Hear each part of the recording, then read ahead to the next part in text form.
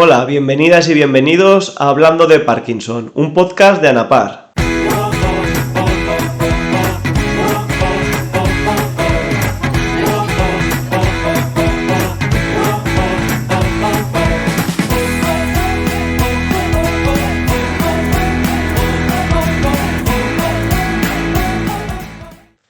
Me gustaría daros las gracias a todas las personas que nos escuchasteis en el anterior episodio, así como agradecer la colaboración del programa Innova, impulsado por Fundación Caja Navarra y Fundación La Caixa, sin el cual este podcast no sería posible.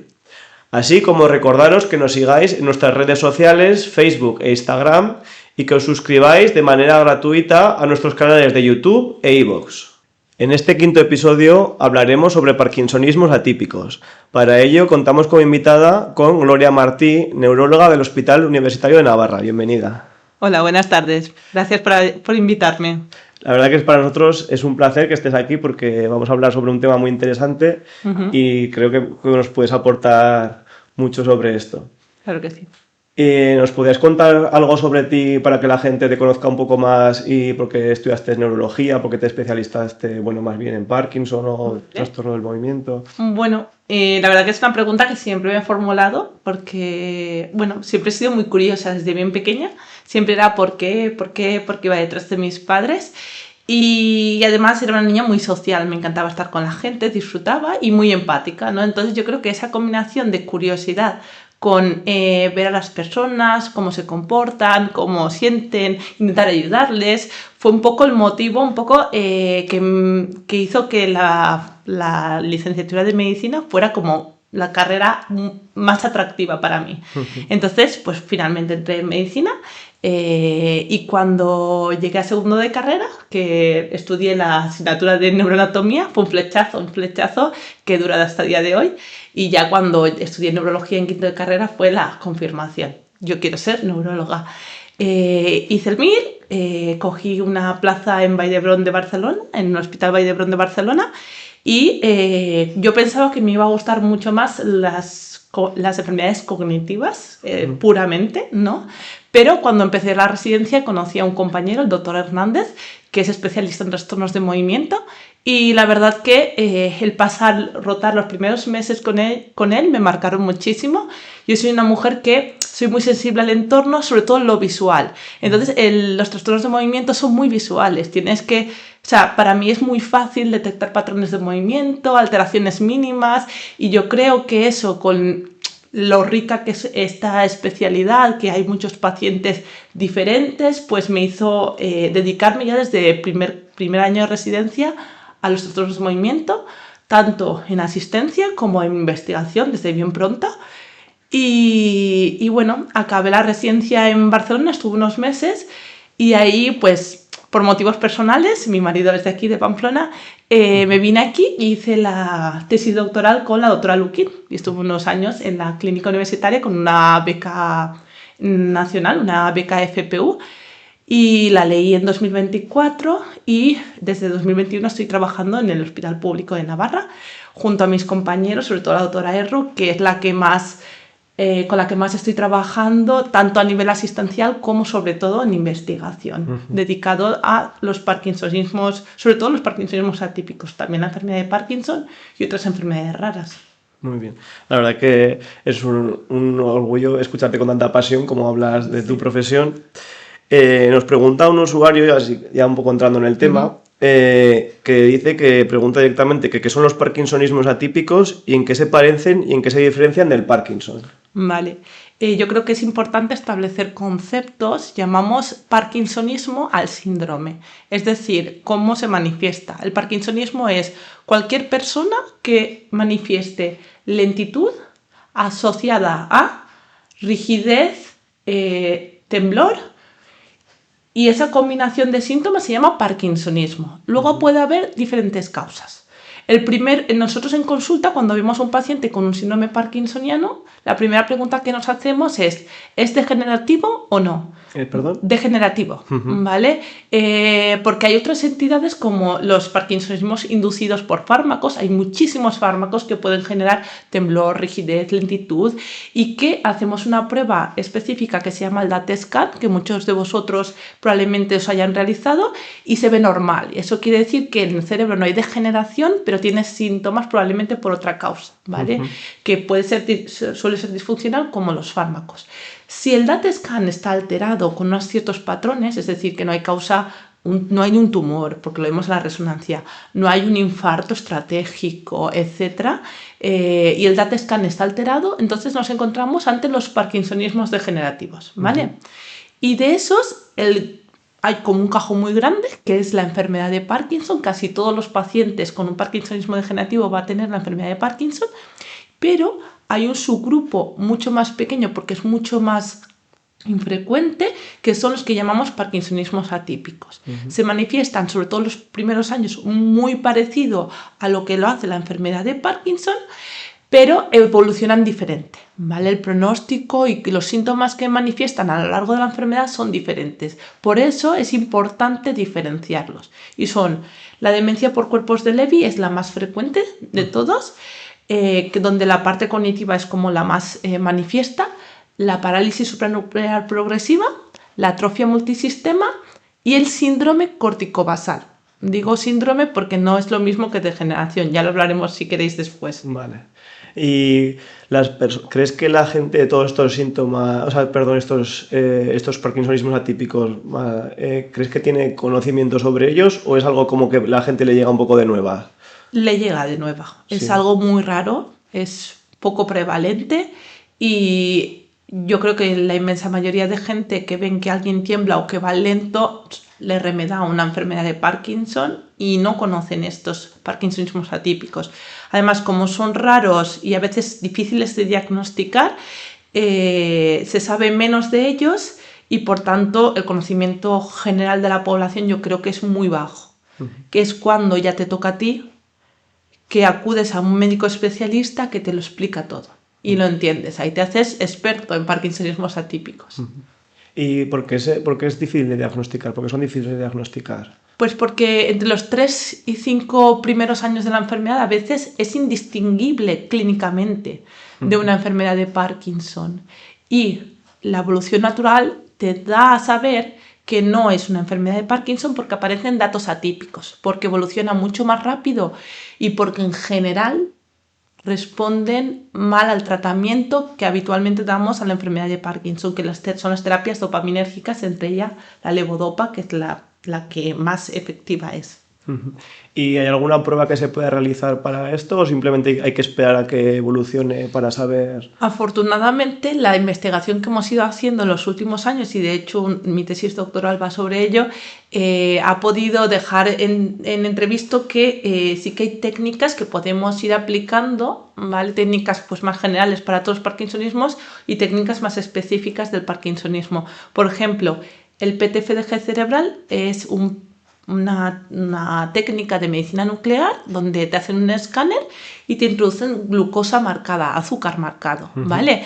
Como las neuronas consumen mucho azúcar, si hay zonas donde están degeneradas o están funcionando mal, pues se ve alterado. Entonces es verdad que los distintos parkinsonismos tienen como una sello, una marca, donde son más vulnerables unas neuronas que otras.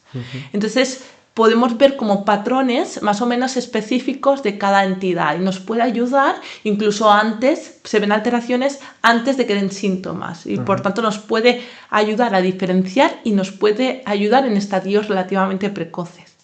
Por ejemplo, otra prueba es el SPECT de cardíaco, que lo utilizamos para la pregunta de ¿es esto una atrofia multisistema o una enfermedad de Parkinson?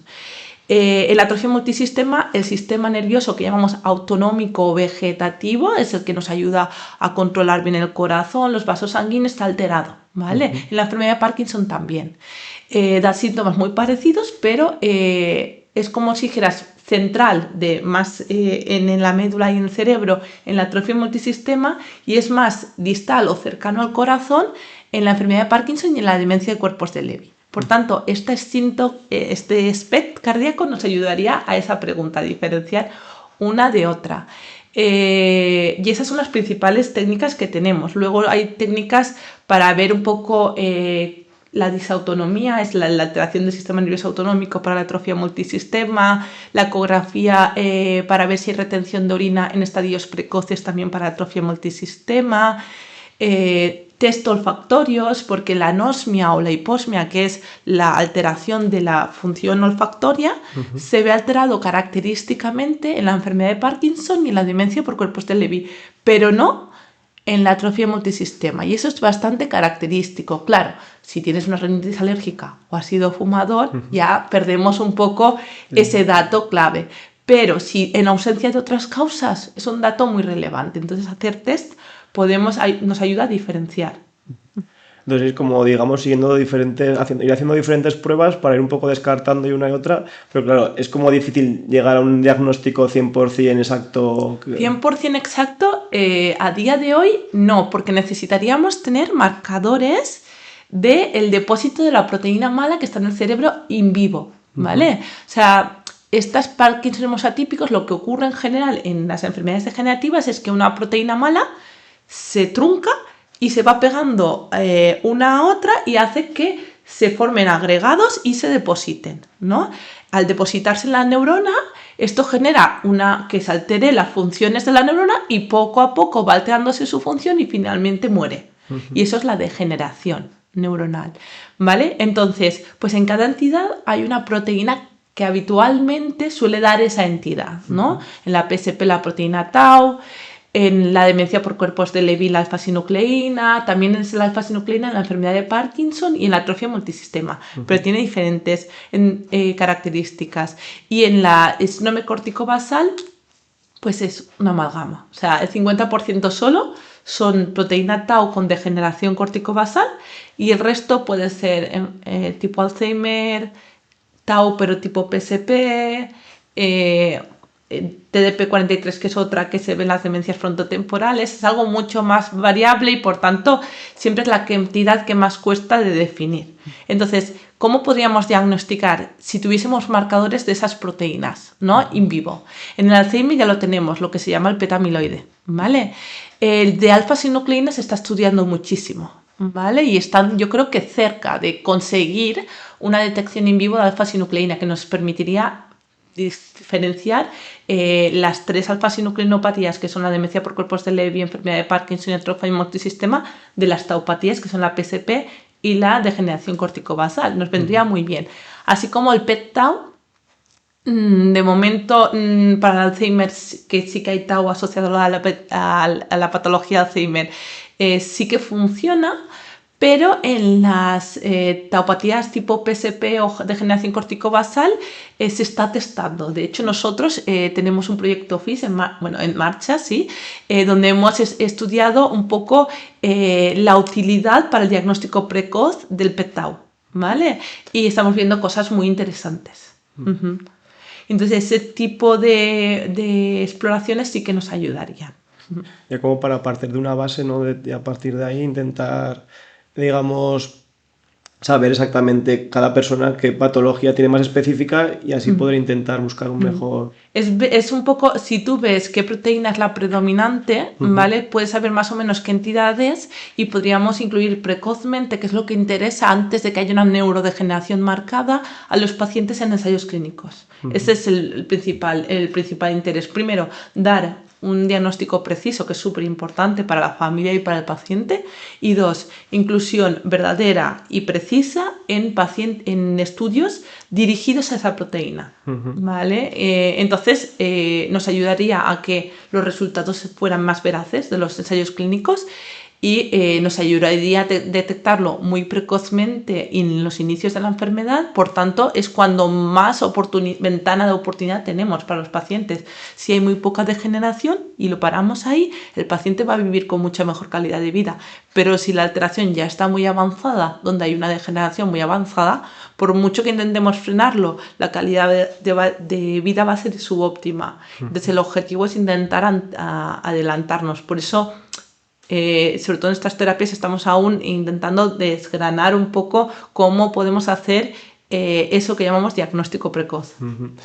De todas formas, claro, al final, estos estudios que serían ideales que se hicieran, al ser quizás enfermedades minoritarias, que hay menos personas con menos prevalencia, quizás hay menos estudios de investigación.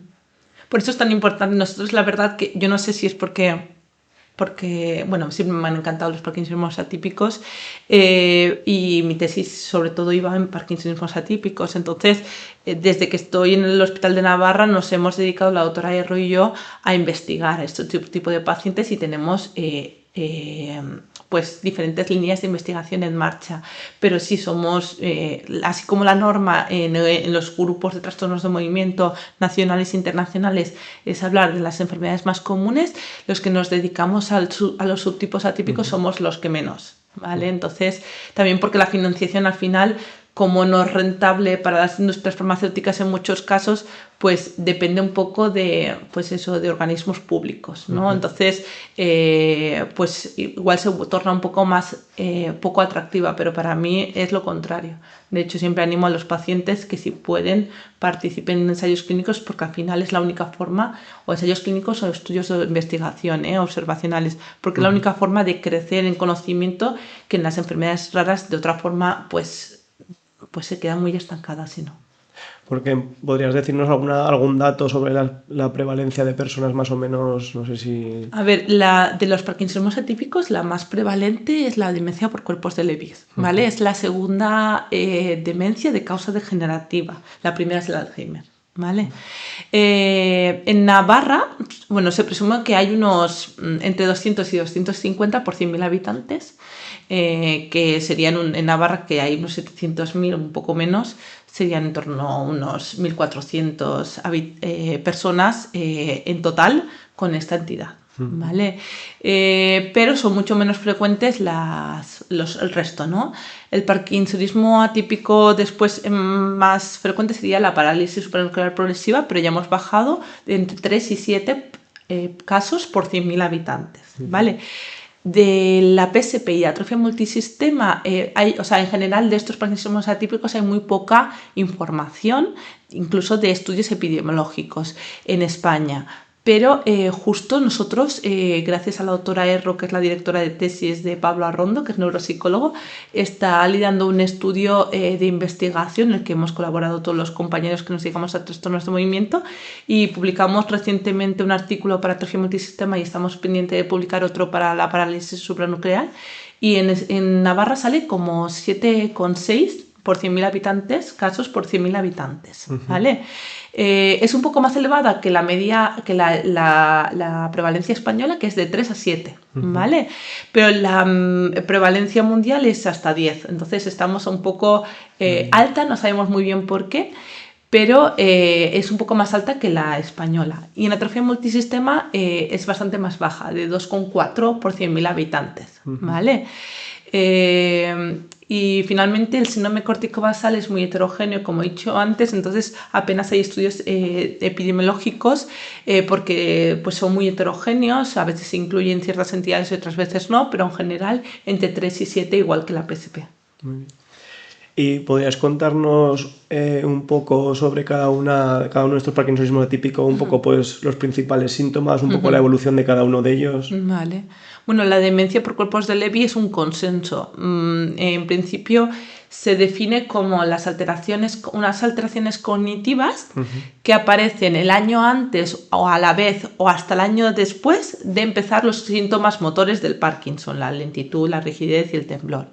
¿Vale? Son enfermos en que son muy características de las alucinaciones visuales, la clínica psicótica, ¿vale? Ideaciones ideaciones delirantes, donde incluso pueden haber delirios de robo, delirios, o sea, alguien les está robando, o alguien les está persiguiendo, o alguien quiere envenenarles, ¿no? Eso también es muy típico.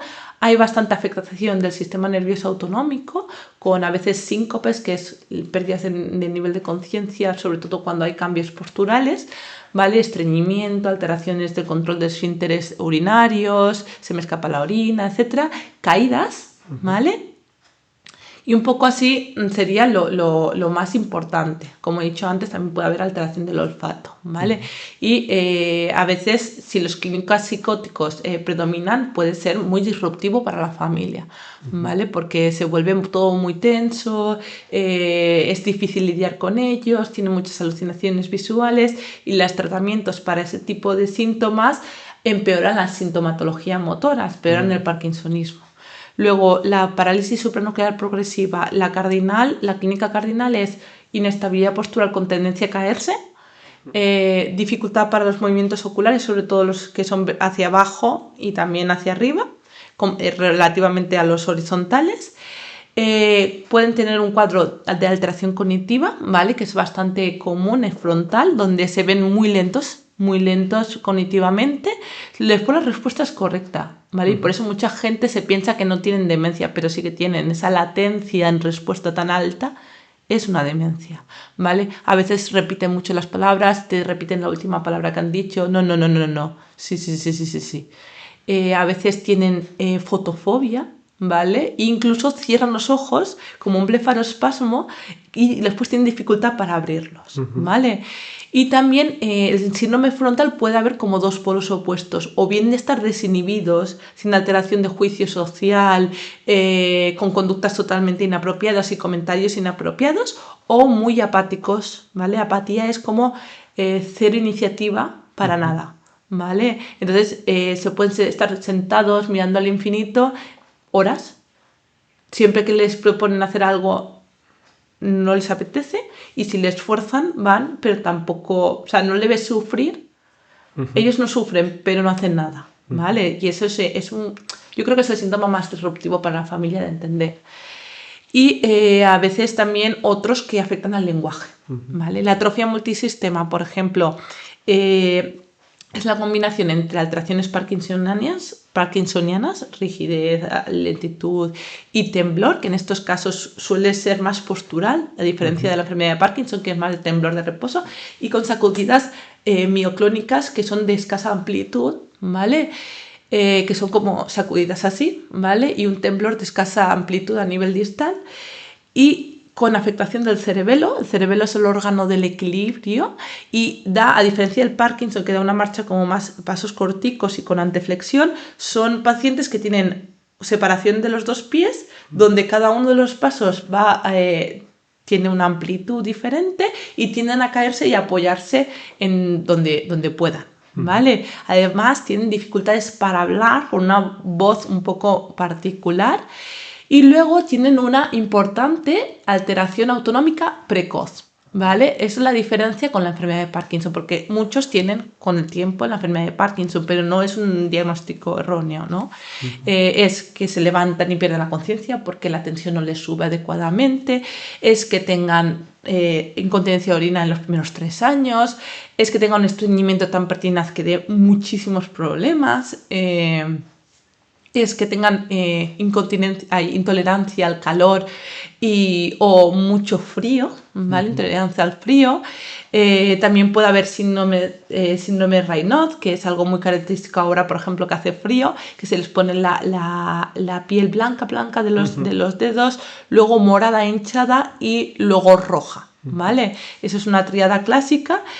Y bueno, pues eso sería un poco lo que caracterizaría. Y el síndrome córtico-basal síndrome es la combinación de alteraciones cognitivas y motoras muy asimétricas. Esa es la clave. A nivel motor puede ser lentitud, mucha rigidez, incluso postura forzada, que es lo que llamamos distonía. A veces también sacudidas, como las mioclonías de la atrofia multisistema, pero solamente de una parte del cuerpo, de un hemicuerpo, por decirlo así, ¿vale? De un lado o de otro, asociado a alteraciones cognitivas, ¿vale? pues si afectan al lado predominante pueden alterar el lenguaje, ¿vale? Pueden alterar a la capacidad de hacer movimientos secuenciales, incluso no saben cómo vestirse. Se les puede elevar una mano y no son conscientes de que se les está elevando, están haciendo cosas y no son movimientos que son voluntarios ni conscientes, es como una mano ajena, ¿vale? Y bueno, un poco son las características, a grosso modo, de los diferentes parkinsonismos. Vale. Y toda esta información, cuando se le diagnostica por primera vez, se le dice toda esta información, un poco qué es lo que se le cuenta, cómo es la forma esa en que se transmite a la persona. Yo cuando veo a un paciente en mi primera consulta, pues lo primero la entrevista, luego le hago la exploración clínica y si lo veo bastante claro, ya empiezo a comentarle, bueno, vamos a hacer una serie de pruebas, pero la sospecha es de que haya un parkinsonismo, tenemos que ver un poco la causa.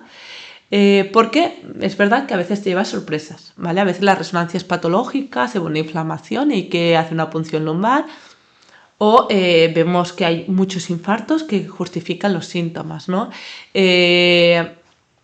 Cuando ya tengo todas las pruebas hechas, ya me cito al paciente y ahí tenemos una conversación, ¿vale? Le explico un poco los resultados y le digo, mire, tienes un parkinsonismo típico que se llama de tal tipo. Entonces, un poco, yo sí que le comento un poco los diferentes síntomas y signos que pueden ir apareciendo y en qué orden habitual, ¿vale? Cuáles son más precoces, cuáles son más tardíos y qué cosas tiene que estar muy vigilante, sobre todo lo que llamamos principal cuidador, que es el acompañante, ¿no? Y un poco, es verdad que no siempre comento todo por no agobiar al paciente, porque si en principio te soltara, ya estás en shock, estás con el pitido que no escuchas nada, si encima te bombardean información, yo creo que no es muy útil. Sí que doy la básica y la importante para ellos, pero es en las sucesivas visitas, conforme van cogiendo confianza, que voy introduciendo los diferentes síntomas los diferentes síntomas y signos, las cuestiones que tenemos que tener mucho, por ejemplo, la PSP, hay que tener mucho cuidado cuando ya están avanzados en las caídas, cuando no caminan y están ya en silla de ruedas, en la piel, ¿vale? Que no se nos haga ninguna heridita. Y cuando ya tienen alteraciones de la deglución, de cómo trago, hay que tener muchísimo cuidado de que ese alimento o ese líquido no pase al pulmón, ¿vale? Entonces ahí hay que tener una serie de medidas que vamos dando poco a poco en las visitas sucesivas. Y siempre pues les recomiendo un poco diferentes terapias que a veces no son farmacológicas, que yo creo que les puede venir bien. Entonces, es importante un poco también la figura de la familia acompañante, ¿no? Esencial. Es esencial. Esencial, no importante, esencial. Para que se fijen ciertos detalles. Sí, porque depende un poco, pero la demencia por cuerpos de Levy, la PSP y el síndrome córtico basal es muy diferente, no colabora. O sea, muchas veces no son conscientes de todo la enfermedad, porque tienen una cierta dificultad para la conexión o sea, la conexión sobre todo la PSP tiene una dificultad para interpretar lo que viene desde el exterior, ¿vale? Y la información que viene de mi interior. Por eso es tan típico que haya caídas, porque tienen estabilidad, sí, pero tienen una inconsciencia de enfermedad, entonces si quiero algo, como tienen impulsividad, me levanto. Aunque no soy consciente de que tengo todas esas limitaciones. Entonces, esa impulsividad genera muchos problemas, ¿vale? Entonces, para mí es esencial que haya un cuidador, porque va a velar por la seguridad del paciente y porque va a entender todo bien. Y a veces los pacientes no pueden entenderlo del todo por las alteraciones cognitivas que van inherentes, asociadas a estas enfermedades. Y la familia también, que si tiene conocimiento sobre la patología, ¿no? También es más fácil que entienda, porque si no a veces puede ser un poco frustrante el no entender lo que está ocurriendo. Yo soy muy partidaria de la educación. Yo soy muy charlatana, me encanta, y yo digo, ay, lo siento que me he retrasado un poco, pero es que yo creo que la información nunca está de más. Que saber sobre la enfermedad hace que llevemos mucho mejor a nuestros pacientes. Reduce mucho la ansiedad en el cuidador, porque sabía qué iba a pasar, porque sabía cómo iba a suceder, ¿vale? Eso es súper importante. Y porque sabía cómo proceder, ¿vale? El conocimiento reduce ansiedad. La ignorancia genera muchos problemas, tanto para el paciente como para el propio cuidador, que lo vive con una gran angustia. Y el cuidador también es muy importante para nosotros. Entonces yo creo que es esencial. Muy bien. Pues aquí un poco estamos haciendo un poco esa labor, ¿no? Para que también los familiares, acompañantes, pues que sepan un poquito más del tema y así puedan seguir un poco mejor y atender mejor, ayudar, colaborar con la persona. Antes has nombrado de terapias no farmacológicas.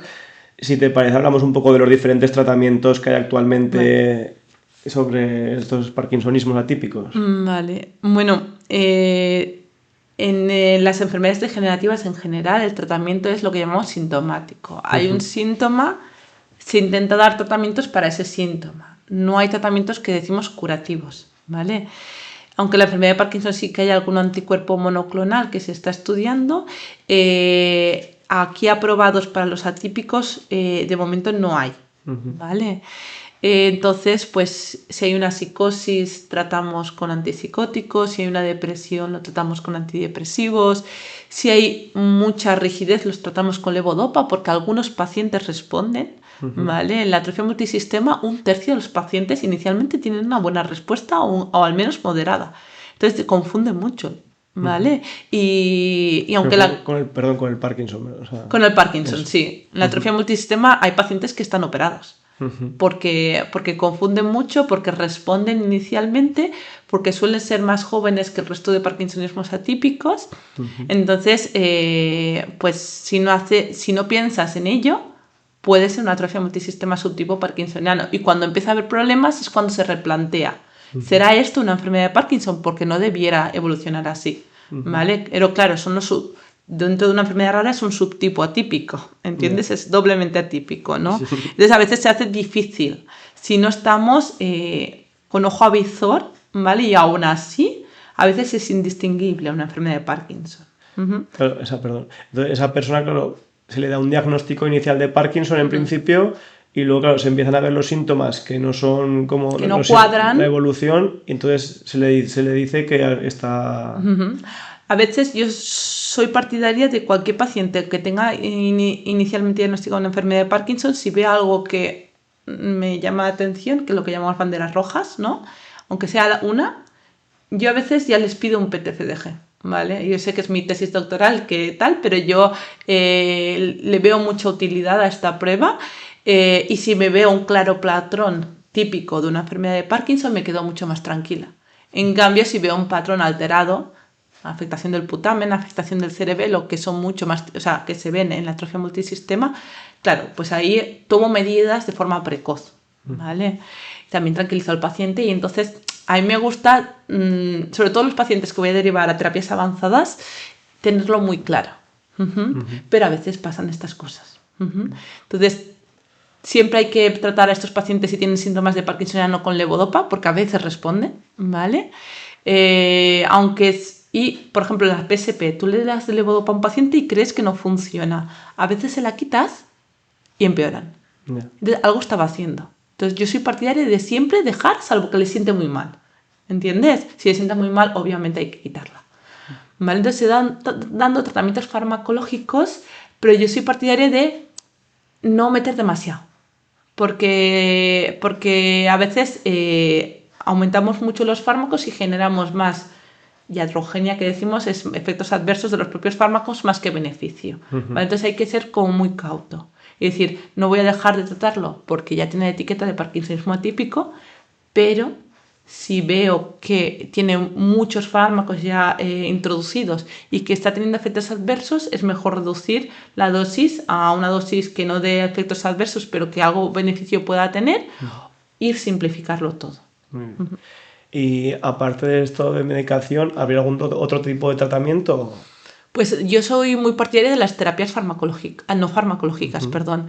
El ejercicio me parece esencial. El ejercicio es el único tratamiento para la enfermedad de Parkinson que ha demostrado prevención. Es decir, que lentezca la enfermedad, incluso en pacientes que van a ser, por una mutación, que vayan a tener probablemente una enfermedad de Parkinson porque tiene alto riesgo, lo lentecen y en algunos casos no la acaban desarrollando. O sea que yo siempre a todos los pacientes les indico hacer ejercicio físico, tanto de fuerza como aeróbico, ¿vale? También, por otra parte, viene muy bien para fortalecer los músculos y la estabilidad postural, ¿vale? Ahí la fisioterapia, ejercicio, viene todo muy bien. Y por otra parte, en esos parkinsonismos donde hay una afectación del habla y de la deglución, es esencial un tratamiento con logopeda. Es esencial. ¿Tiene un gran beneficio? Pues es mucho mejor que lo reciban que no. La familia lo entiende todo mucho mejor, el paciente tiene más control sobre la deglución, dentro de las dificultades de la articulación ya tienen recursos como para mejorar ese habla, y yo creo que es súper importante. Y luego pues hay otras... la terapia ocupacional, pues en gente que tiene dificultades X, por ejemplo el síndrome cortibasal, pues puedes tender a reforzar la parte menos afectada para seguir siendo funcional, que eso es muy importante, y a veces hay pacientes que espontáneamente no se les ocurre. Por tanto, yo creo que es esencial. Yo creo que a día de hoy, más que tratamientos farmacológicos, es lo que más impacto tiene en la calidad de vida del paciente. Sí que habría que intentar fomentar ese tipo de terapias. Sí. Pero a veces es como más sencillo, ¿no? Tomar X medicación o que me den X medicación. Sí, es menos complejo para la cabeza humana, pero es menos efectivo. Entonces, todo lo que sea como fácil para el cuerpo no es tan potente. Sí. Si tú te esfuerzas, muchas veces la eficacia es mejor de cualquier tipo de terapia. Entonces, un poco desde aquí, un poco eso de recomendación, ¿no? Intentar... Pues bueno, de aquí en Anapar, un poco queda un poco propaganda, ¿no? Pero bueno, es así. Yo derivo a muchos pacientes, les recomiendo encarecidamente, porque creo que hace muy bien, pero sí que es verdad que no para todo tipo de paciente. Hay paciente que es muy reservado, es reservado de su intimidad, y que en la interacción social le genera angustia. Entonces, ese perfil de paciente sé que no va a venir. Pero las personas que pues le gusta más, que la actividad social les beneficia, y que siempre han sido personas muy sociales, les viene muy bien. Les viene muy bien porque aquí sois personal que está especializado en parkinsonismos, y eso es un plus. Eso no es lo mismo ir a cualquier fisioterapeuta, no, es que saben qué pasa en la enfermedad de Parkinson, por qué pasa. Entonces son terapias dirigidas, y eso vamos, a mí me parece excelente. Bueno, muchas gracias. Te quería preguntar, ya que hablabas antes de la prueba que a veces se realiza y otras no, si digamos que no hubiera, digamos, limitación, o igual incluso en las terapias, ¿qué crees que sería necesario, si no hubiera límite de dinero, para que se realizaran todo tipo de pruebas, terapias? ¿Qué crees que es como sea la situación ideal, si se pudiera? La situación ideal es, por ejemplo, el PTFDG, ¿no? Que yo soy también muy partidaria de hacer, pero solo lo haría cuando hay la bandera roja. En un paciente que tienes claro que tiene una enfermedad de Parkinson, no hace falta, y además es una irradiación para el paciente, entonces no hace falta. Cuando es útil, cuando hay una sospecha de que pueda haber algo debajo que sea diferente a una enfermedad de Parkinson, ahí la utilidad. Y eso sí que, afortunadamente, a mí no me han negado de momento ningún PTFDG. Así que me comentaron que inicialmente había más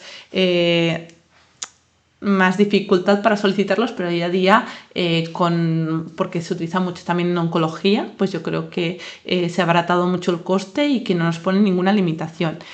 Sí que sería ideal pues que en la sanidad pública pues se ofreciera fisioterapia, terapias de reeducación de la marcha, terapia ocupacional, logopedia, un nutricionista, todas estas opciones, ofertas, y verdaderamente no ocurre. Estimulación cognitiva también para los pacientes con deterioro cognitivo sería excelente, que es un poco de un ejercicio cognitivo, ¿vale? Pero no cubre, y es una lástima, ¿vale? Y yo creo que si se pudiera costear, yo lo costearía en todos los pacientes. Y en cuanto... Bueno, eso sería lo ideal, ¿no? Al final, pero bueno, es complejo, pero bueno, un poco por saber también qué es lo que sería lo ideal. Y en cuanto a las visitas de neurología, ¿crees que son suficientes? ¿Crees que debería haber mayor seguimiento? Lo ideal para mí sería ver a los pacientes con atípicos cada 4 o 6 meses, ¿vale? Si están descompensados, cada 3, ¿vale? Las PSPs, por ejemplo, entre el tercer y 5 años normalmente van así. Hay un empeoramiento por lo cual vienen, se estabilizan y luego vuelven a empeorar cuando ya empiezan a tener atragantamientos. El primer empeoramiento es cuando empiezan a caerse. Luego se estabilizan porque empiezan a tomar medidas, la familia, empiezan a ser conscientes y pues o están muy detrás de él, etc. Entonces hay un parón de caídas y ya cuando a veces llegan a silla de ruedas se estabilizan mucho y ya no se caen, pero cuando empieza a haber atragantamientos hay un bajón.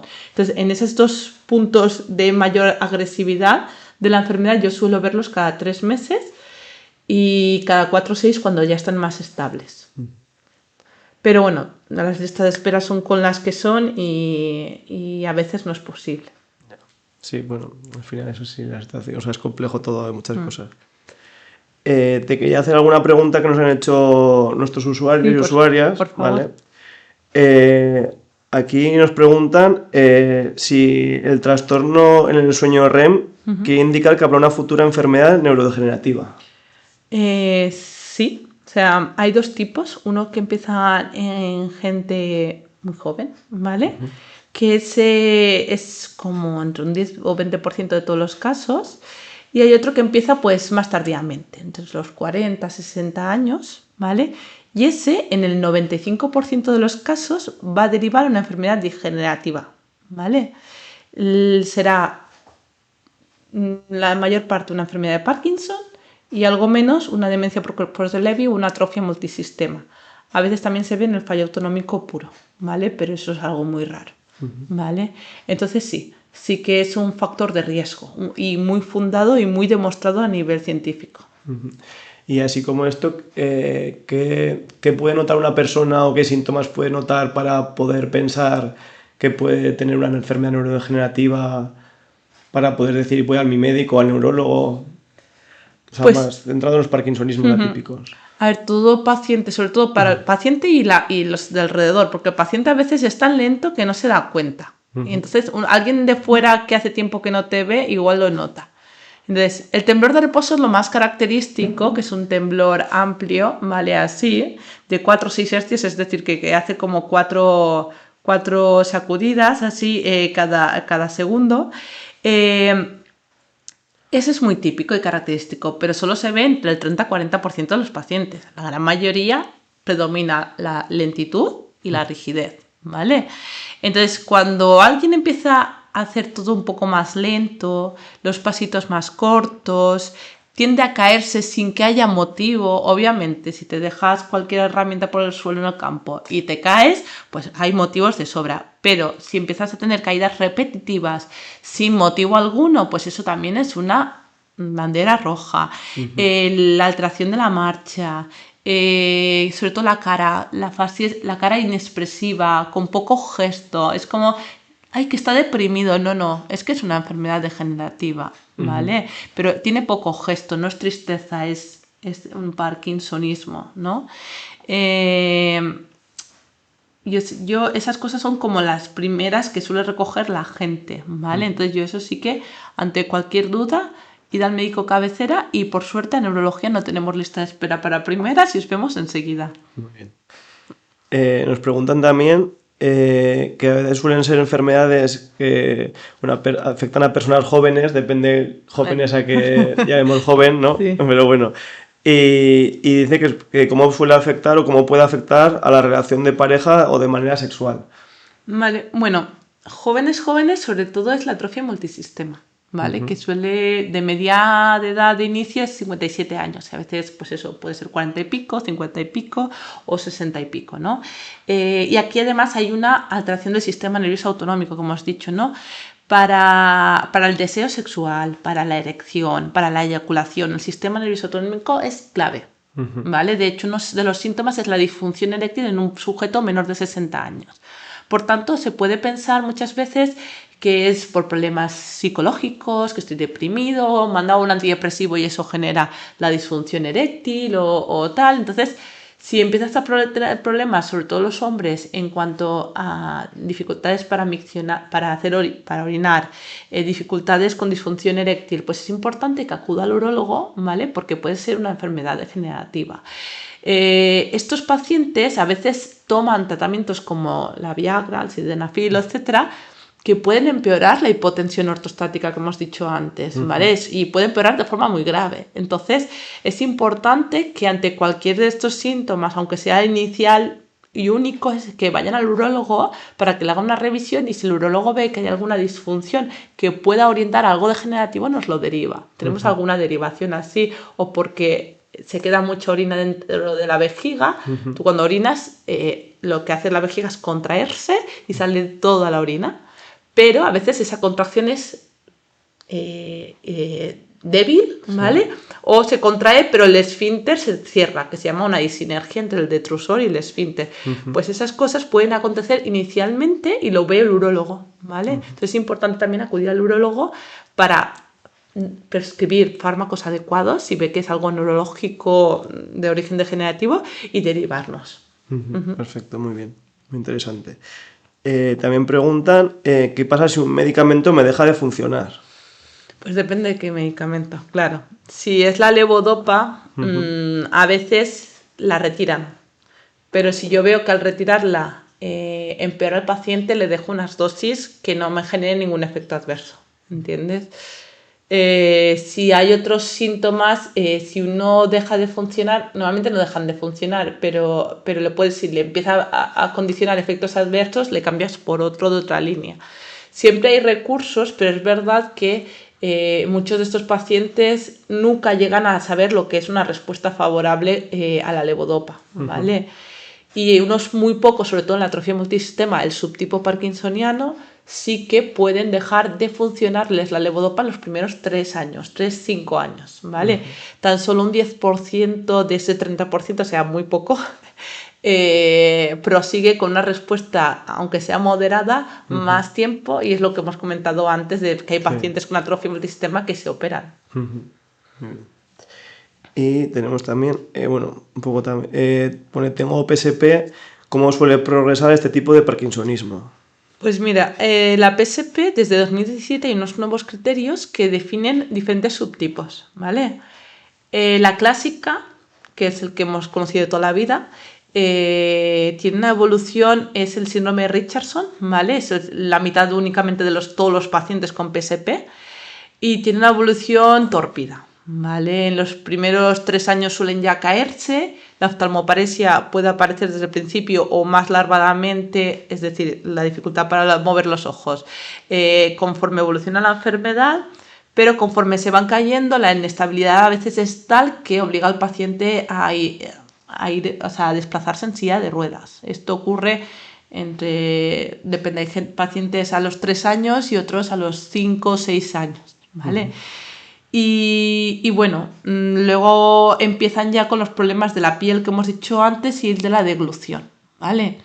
La esperanza de vida está acortada, ¿vale? Y depende del subtipo, pues es menor o mayor, ¿vale? Pero con los avances que tenemos clínicos y de investigación, pues estamos cada vez más prolongándola, ¿vale? Pero está entrecortada, así como la enfermedad de Parkinson es casi igual que si no tuvieses enfermedad de Parkinson. En esta sí que está acortada, y en el síndrome de Richardson clásico son de 7 a 10 años, ¿vale? El resto de subtipos depende, ¿vale? Hay un subtipo que se parece mucho al Parkinson, que es la parkinsoniana, y tiene esperanzas de vida de incluso más de 15 años, ¿vale? Incluso algunos casos reportados de 20 años, ¿vale? Estas son mucho más difíciles aún que diagnosticar. Pero después hay otras que son con bloqueos de la marcha. El bloqueo no lo he comentado, pero es un subtipo muy infrecuente, pero a ver, los haylos, que en los primeros 3 años se bloquean mucho. Se bloquean en el paso de puertas, al inicio de la marcha, en los giros, tal como ocurre en la enfermedad de Parkinson, pero ya más evolucionada, ¿no? Y en este subtipo de PSP ocurre en los primeros 3 años, y este también se ha mostrado que tiene una esperanza de vida mayor, de 10 años, ¿vale? Y luego los otros son variados. Los que tienen mucha afectación cognitiva tienen un poquito mejor que el síndrome de Richardson, pero también es corta, ¿vale? Y los que son más motores tienen una mayor supervivencia. Y todo esto, hablando de la esperanza de vida, ¿cómo suele ser la reacción de las personas cuando se comenta esto?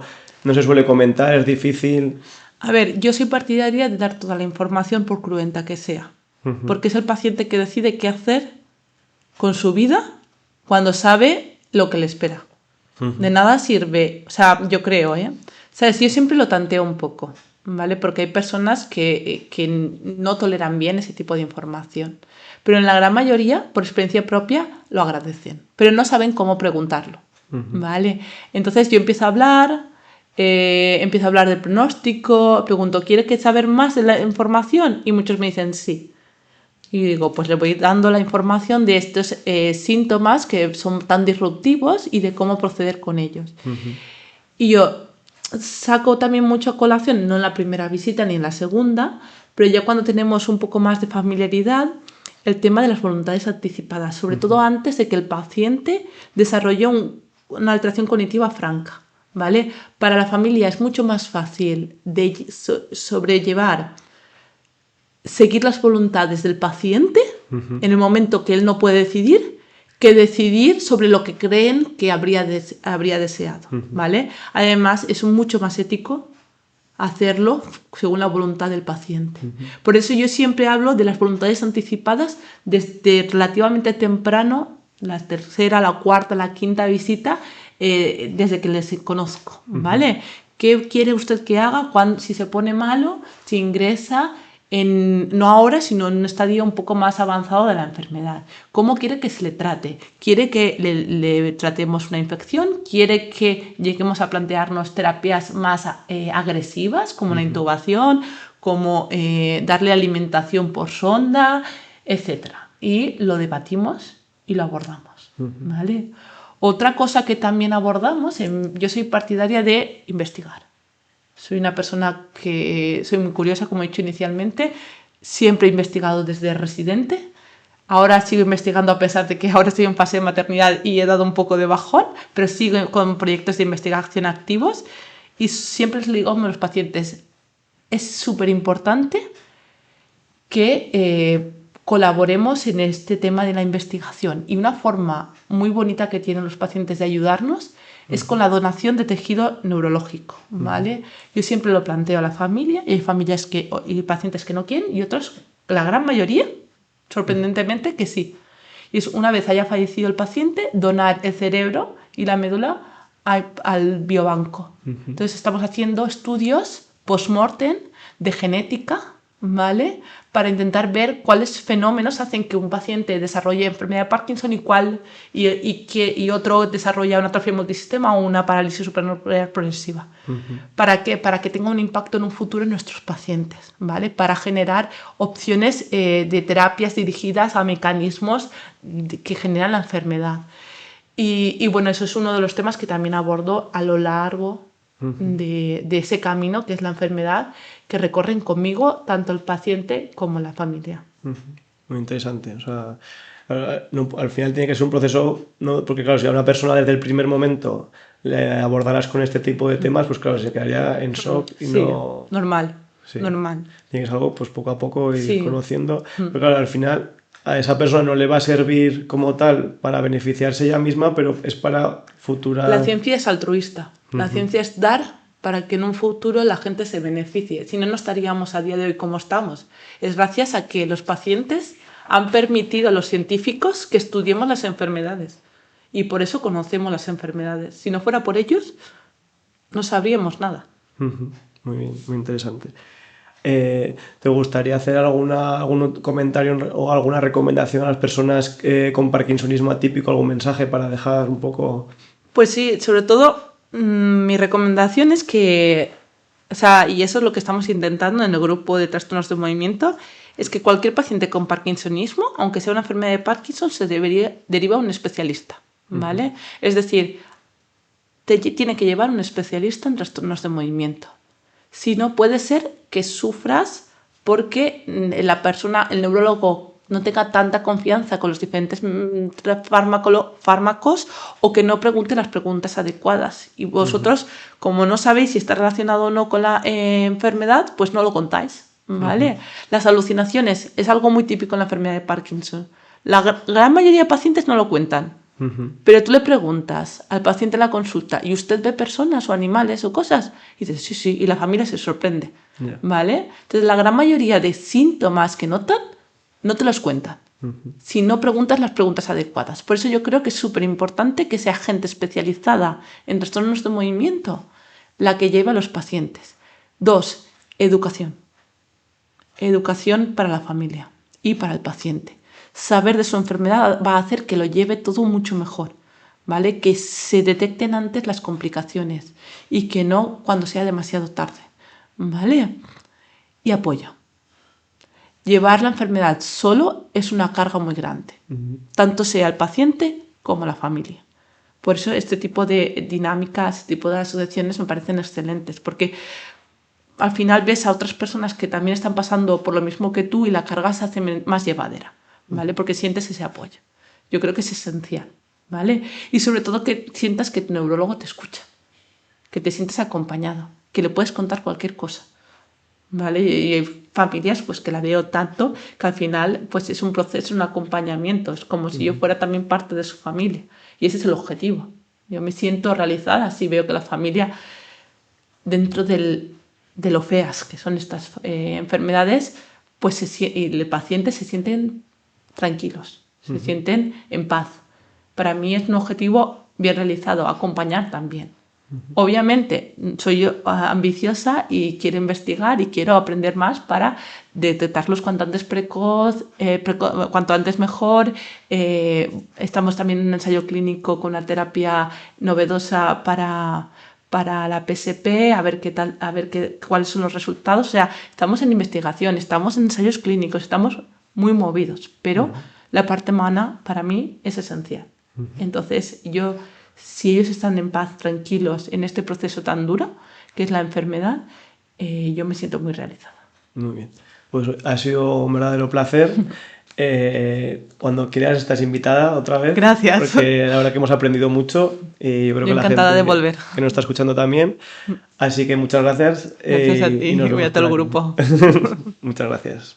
A continuación daremos paso a nuestra sección sobre mitos y realidades en la enfermedad de Parkinson. Mitos y realidades de la enfermedad de Parkinson. Mito. Los parkinsonismos atípicos son lo mismo que la enfermedad de Parkinson. Realidad. Aunque pueden compartir síntomas motores, los parkinsonismos atípicos tienen una sintomatología y evolución diferente. Hemos llegado al final de este 5º episodio. Muchas gracias por habernos escuchado. En el próximo contaremos con la presencia del Dr. Laín Hermes, experto en neurocirugía en la Clínica Universidad de Navarra, con el cual hablaremos sobre los tratamientos avanzados en la enfermedad de Parkinson como la estimulación cerebral profunda o el IFU. Recordad que podéis dejar vuestros comentarios y preguntas en nuestras redes sociales y nos vemos en el próximo episodio de Hablando de Parkinson.